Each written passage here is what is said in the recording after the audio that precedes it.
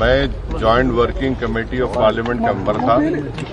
जितने अमेंडमेंट सरकार ने उसमें लाए थे हमने उसकी मुखालिफत की और हमने डाइसन रिपोर्ट दिया।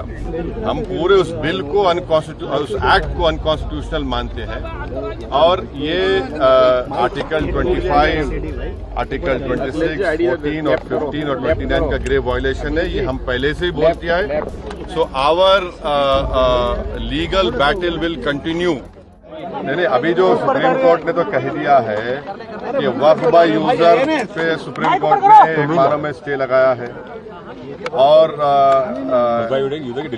वक्फ बाय यूजर के डिलीशन पर स्टे लगाया है और साथ ही साथ कोई सेंट्रल वक्फ काउंसिल के बनाने पर स्टे लगाया गया है, स्टेट वक्फ बोर्ड के बनाने पर स्टे लगाया गया है।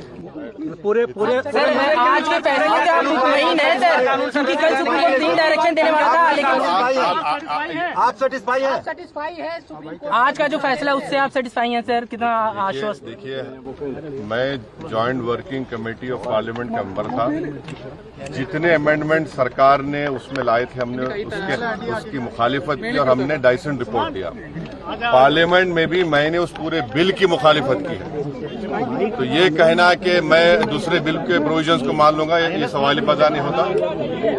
हम पूरे उस बिल को उस एक्ट को अनकॉन्स्टिट्यूशनल मानते हैं और ये आर्टिकल 25, आर्टिकल 26, 14 और 15 और 29 का ग्रेव वायलेशन है। ये हम पहले से ही बोल दिया है और आज फिर आपके सामने रिपीट कर रहा हूँ।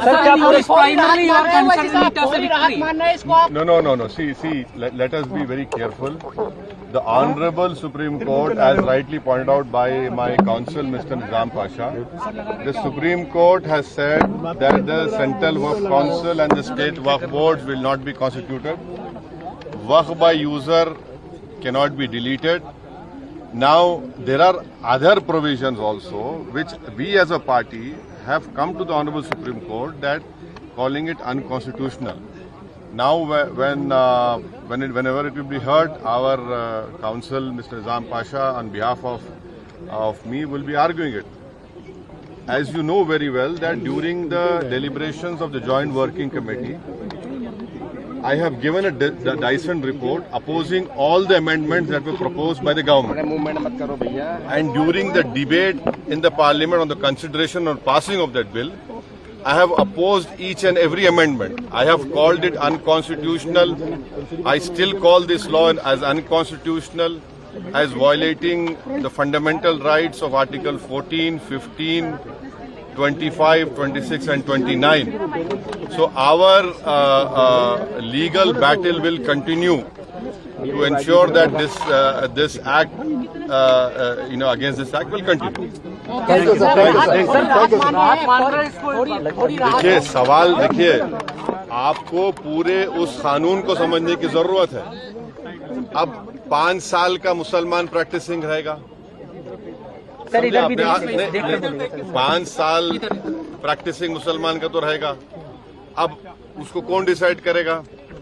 अब कोई महिला है, उसको कौन डिसाइड करेगा? तो ऐसे कई उसमें जो अमेंडमेंट्स के जरिए लॉ बनाया गया है, हम उसके आज भी मुखालिफत कर रहे हैं और कल भी अपोज करते रहेंगे। और लीगली हम सुप्रीम कोर्ट ने चैलेंज किए, हम उसको उन तमाम चीजों को violation of the fundamental rights मानते हैं।